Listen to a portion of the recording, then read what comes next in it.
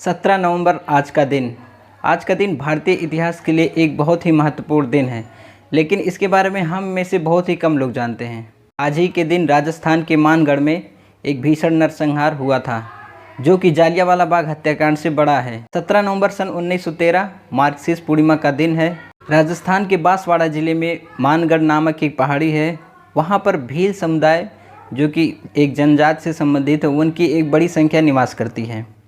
अब होता क्या है कि वह जो भील समुदाय है वो बहुत ही गरीब होता है, वो निर्धन परिवार होता है उन सभी का, और वो अशिक्षित होते हैं। सामंत वर्ग और अंग्रेज़ों द्वारा उन सभी की गरीबी और निर्धनता का बहुत ही फ़ायदा उठाया जाता है।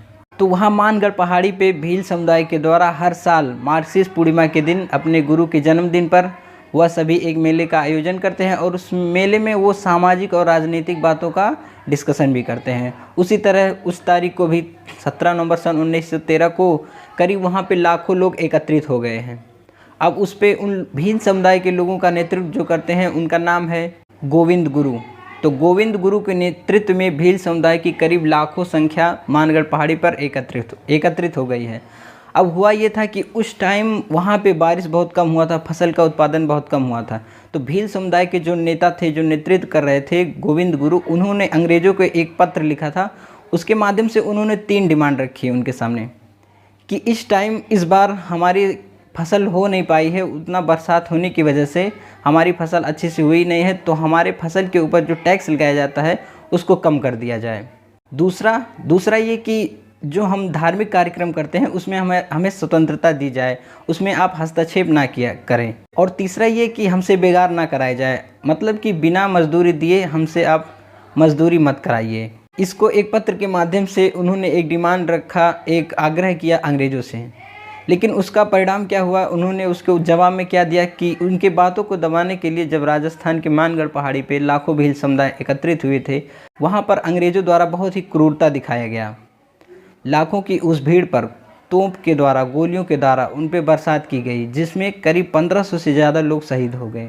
उस समय अंग्रेज़ों का नेतृत्व, जो सिपाहियों का नेतृत्व कर रहे थे, वो कर्नल सटल थे। उन्हीं के नेतृत्व में ये गोलीबारी हुई थी। अब हुआ ये कि उसमें 1500 से ज़्यादा लोग मारे गए, और उनके गुरु गोविंद गुरु को उन्हें पहले फांसी की सज़ा सुना दी गई। उसके बाद वह हटाकर उन्हें कारावास कर दिया गया।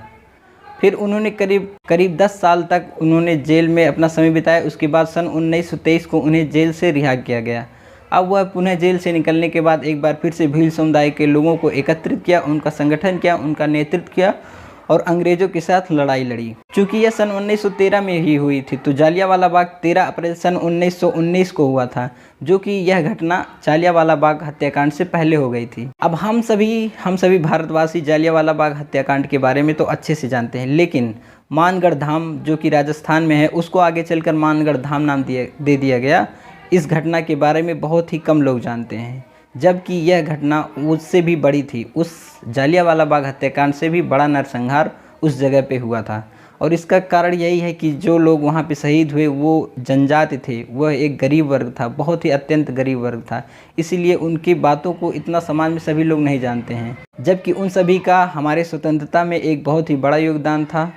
तो हमें उन लोगों के बारे में, उन शहीद के बारे में ज़रूर जानना चाहिए। तो ये हमारा फ़र्ज़ बनता है कि उन सभी शहीद हुए जनजातियों के बारे में हम पूरे देशवासियों को अच्छी तरह से बताएं। तो आज 17 नवंबर की तारीख को हम उन सभी भील समुदाय को भावपूर्ण श्रद्धांजलि देते हैं, और उनका स्थान हमारे दिलों में हमेशा बना रहेगा।